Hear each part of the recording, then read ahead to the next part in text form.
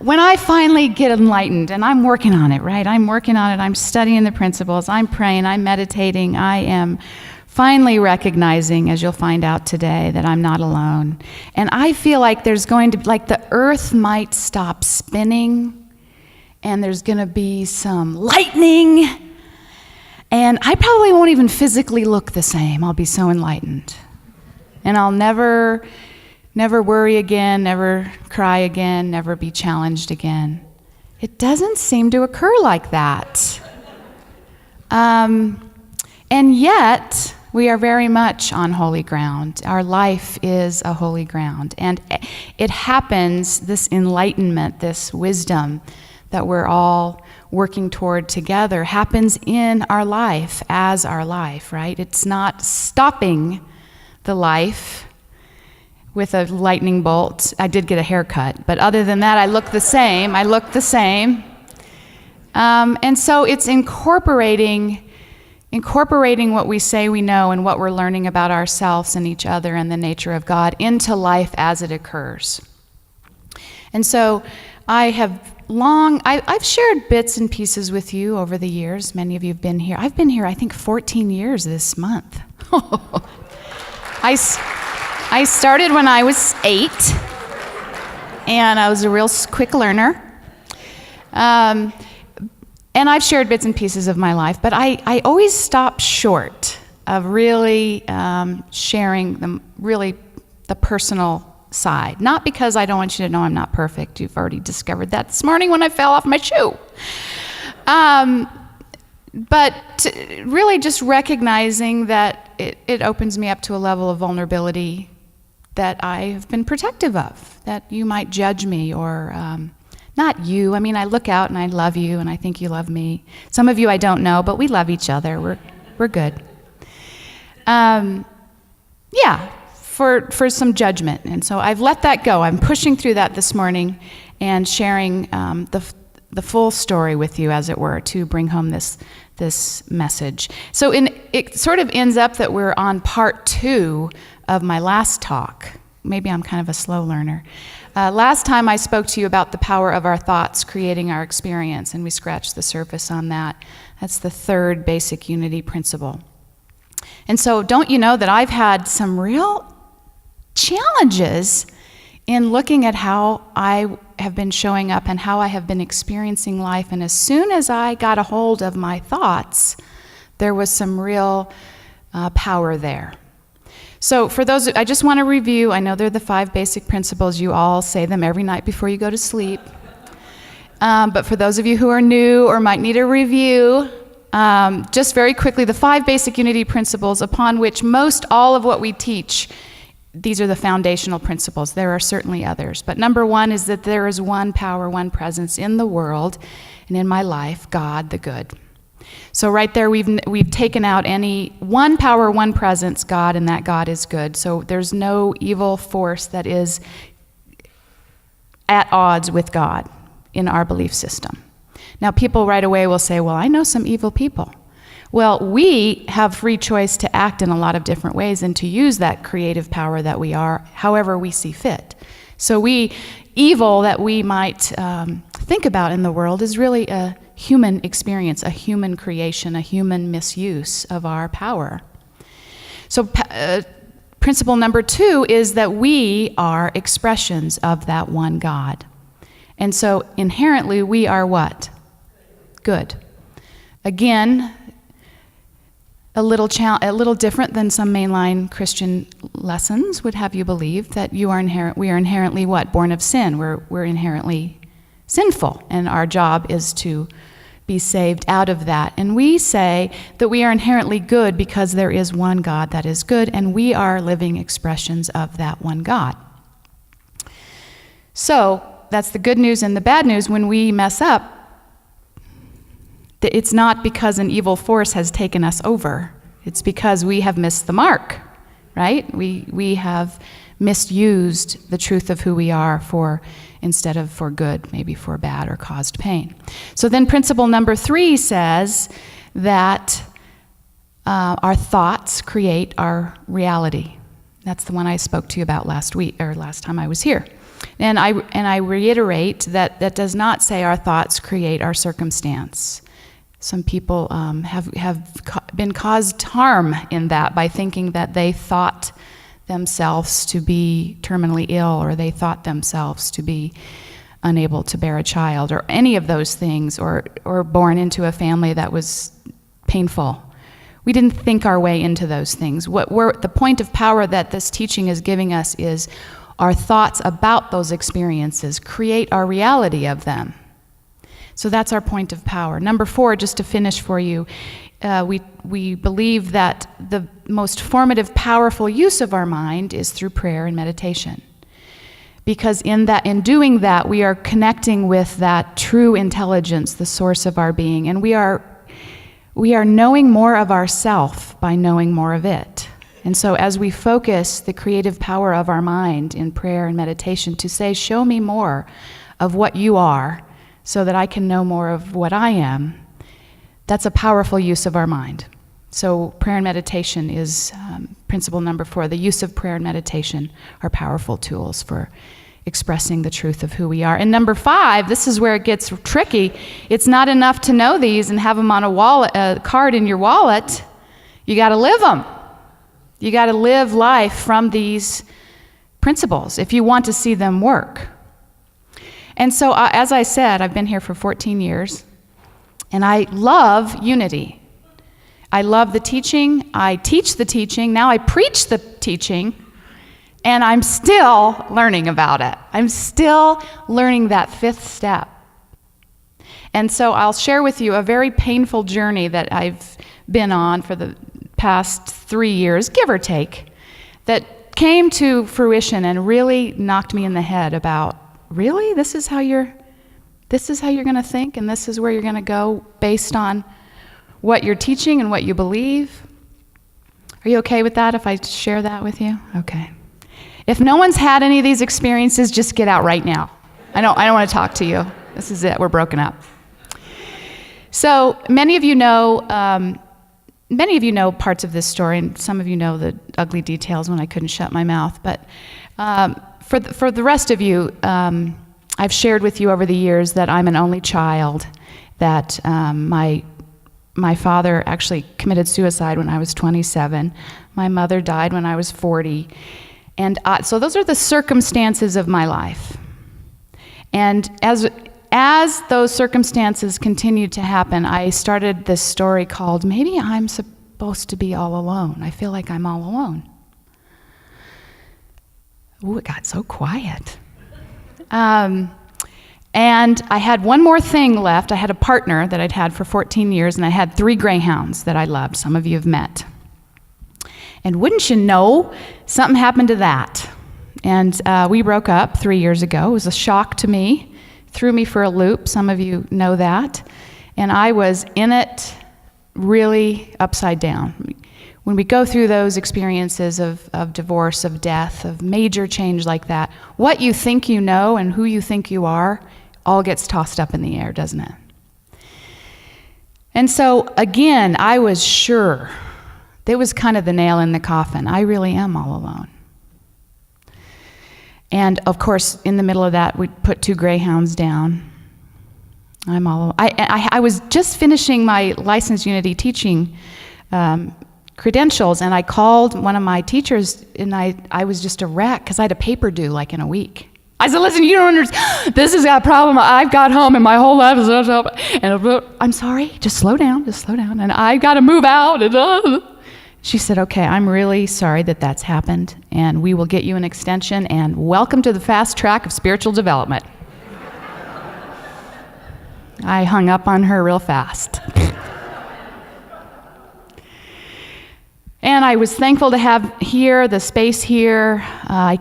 So I moved out of my house, and I moved in with my dear friend Debbie, who I'd known for that time 18 years, who had 2 sons, who I consider my nephews, Charlie and Sydney, who were 8 and 6.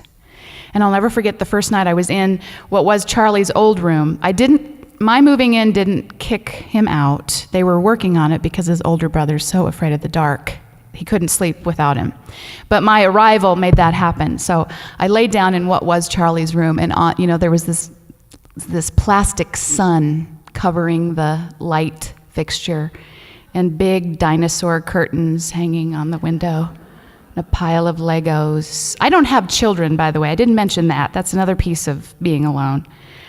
And I remember just feeling like, oh my God, my life as I know it is over. Click. And I woke up to 6, 7 a.m. in the morning. Aunt Trish, I'm going to school, but I'll be back after school. I love you. Oh, psst, maybe you're not alone. It didn't hit me just then. So I proceeded to live there for a year and deal with, we have that option of looking at all that stuff that gets churned up, or avoiding it and stuffing it and denying it and coming over here and maybe getting fascinated by someone else. They'll take my mind off of it. But it rocked me enough to go ahead and do that work, to look at what I needed to heal, to what I needed to work on for myself, to what I needed to change, and what I was willing. Was I willing? At that point, I was like, is there a Unity monastery that I can be a nun? Because I think I'm really going to be all alone, and that's fine. Because, like when you've been in a relationship for years and you're like 44, like, I'm not going on a date. Please, forget it. I'm alone. But see, I already had this nagging, painful wedge of I'm all alone. Meanwhile, teaching, we are all connected. God is with us. You are not alone. But you are, Trish. Yeah. But I wasn't even quite conscious of it. Okay, so I'm here 6 months into it at the remembrance service. David did the remembrance service the first year he was here, which was a nice thing that he brought with him at the beginning of December. As we head into the holidays, many of us have lost loved ones, and the holidays are not all zippity-doo-dah, or at least they bring up some of that loss. So he did this great service where we come up and light candles just to honor the people that we have lost. So, I always light one for my mom and my dad, but I was so sad. I was just weeping, and I don't really do that here. Just with this thought, I am all alone. I am all alone. I could light that whole stage on fire. I was just crying, and one by one, those of you who knew me, which were probably 90%, would just come by and give me that look or pat me on the back, and whatever it is, I hope it gets better. Psst, you might not be all alone. There's 40 people here. Nope. Okay, so where am I going with this? So I get through that year, I begin to perk up and think, wait a minute, I'm not even accountable to anybody. I can spend my money like I want to spend. I can come home whenever I want. There might be some perks to this, okay. But still sort of having that sense of, why is it that I'm alone? Why do I feel like I'm going to be alone? And spending some time with it, but not really kind of getting to the core of that. And, I was at Ken Gum's memorial service on Monday, the Reverend Longo did a wonderful job with that.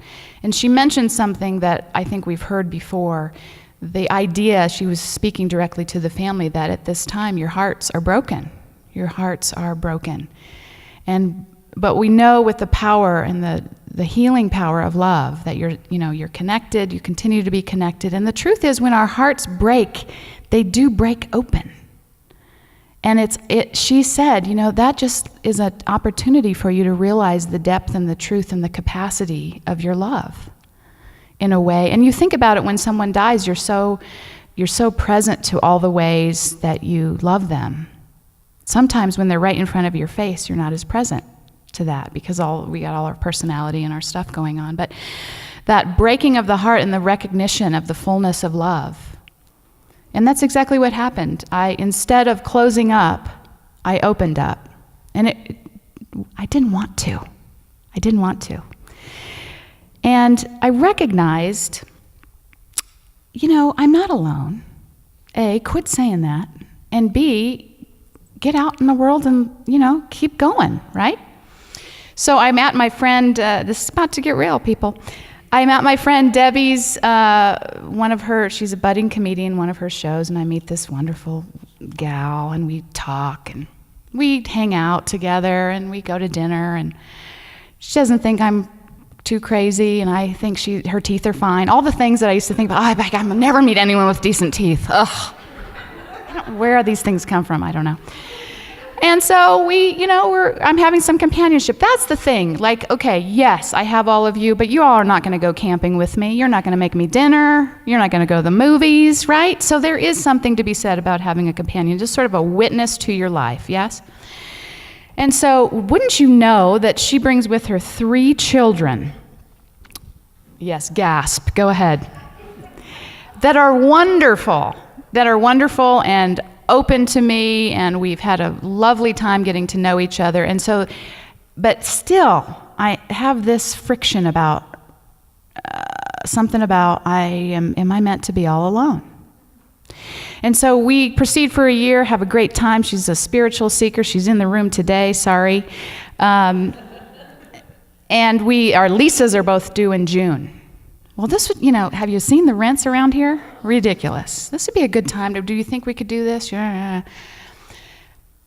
Oh, we probably can't qualify for anything. We qualify for something. Oh, we probably can't find it. This is me. We can't find anything in a decent neighborhood. This market is out of control. We find something. Oh, it's not going to pass inspection. I bet it's not going to pass. She doesn't know all this was going on. It's not going to pass. Oh, God, it's not going to pass. This passes inspection. Oh, it's not. The appraisal's probably not going to come in. That's going to shoot it. Oh, it passes that. Congratulations, you're under contract. Congratulations, your signing is on this date. It is. Okay, great. Go sign 7,000 papers. I'm excited, and yet I am scared to death. And probably the last night that I was staying in the old house before I was actually packing out, I woke up that morning needing to come to work in a complete anxiety fit. Started to think about, oh my God, if one of us loses our job, we're not going to be able to pay for that house. Where are those kids going to live? Those kids got to have a place to live. Oh, if somebody gets sick and they can't work, we're not going to be able to afford that house. What if those teenagers burn that house down? They cook pizzas and they forget to turn the oven off. Oh my God, this is the worst decision I have ever made. Now, I know this sounds ridiculous, but there were all of these thoughts going through my head, and I was having this reaction of, I will say that I have maybe had a judgment about those of you who've found your way into the emergency room and found out that it was an anxiety attack. I get it now. So I got myself into the shower, and that allowed me to take a deep breath, just long enough for me to begin to sob like a banshee. Crying. And I felt like, okay, I'm losing my mind here. This is good. Everything that's happened has been good. You thought 3 years ago you were going to be a nun.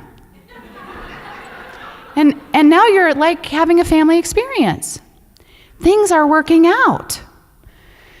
And all I could get a hold of, I took a deep breath, and I literally heard, you have to live the truth that you know. So now I'm hearing voices. But that stopped me. You have to live the truth that you know. And so I tried to grasp what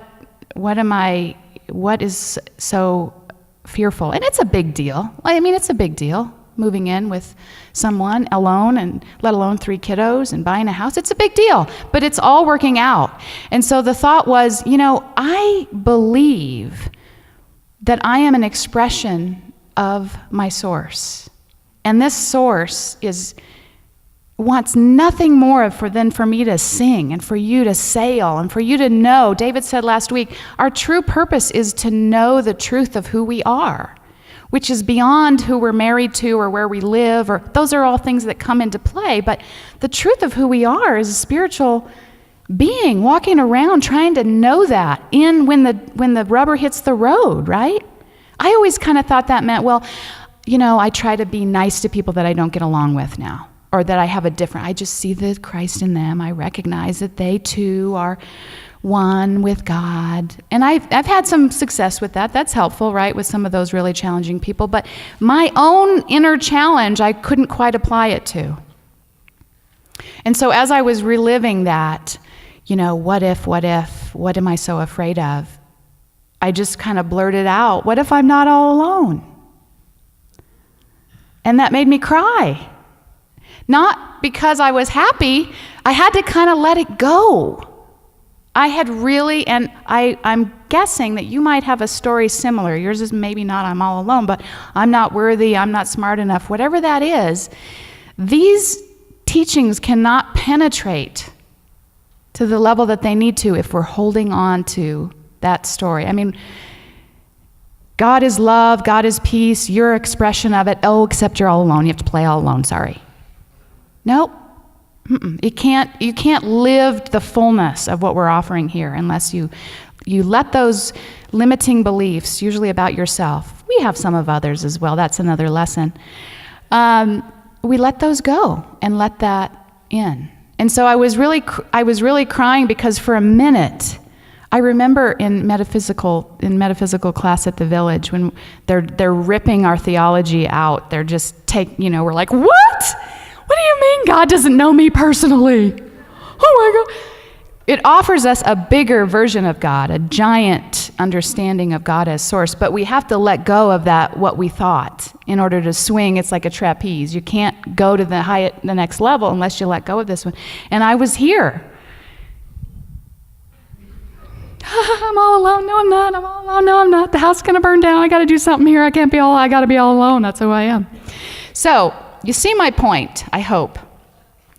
That it really rang home. This is what it means to live the truth that we know. However that shows up for you. However, whatever that story is about your circumstances, perhaps, that limit you to really live from that potential, to really be connected. And you know what? Part of why I haven't shared so openly, I think, is sort of a reflection of I'm kind of all alone and I just, you wouldn't understand. Well, of course not. I don't tell you, right? I don't connect with you. It shuts off a level of connection and a level of possibility.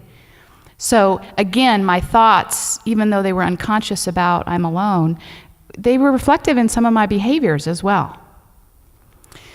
So I just encourage you, does anyone else have anything they might need to let go of on the trapeze? You don't have to get on the trapeze, but I encourage you to think about any belief system that might be running you, that might even be unconscious, but you have some awareness of how you can drop into that and really let this truth penetrate that in order to release that. And this may be actually the time to use that fourth principle of connecting in prayer and meditation to say, whatever that thing is, or what is mine to heal. David said that in a prayer last week, reveal what needs to be healed. He and I both have said, stop praying that. Stop, I don't like what's coming up. But reveal it, and that was definitely something that was in conflict with all the good that was happening in my life, was this rigmarole about you're meant to be all alone. So, what do I want to say? Any questions? I did have one more. Yes, well, the Charles Fillmore quote from last week as well. The first step to awakening our Christ consciousness is self-awareness. Again, so simple, and yet it's not like I wanted it to just be a lightning bolt, right? That I just studied enough and then it was just in me. And I didn't have to look at all the stuff that's coming up in conflict with it. But we have to be aware of ourselves. And yes, we teach that the true part of ourself with the capital T is unchangeable. It's the part that is expressing that one source. And we have the capacity to know all that we can imagine God to be. So we first have to kind of open up and let God be God. Let God be the fullness of God, the goodness, the love, the presence. And then allow ourselves to connect with, really, I'm an expression of all of that. I'm going to try it.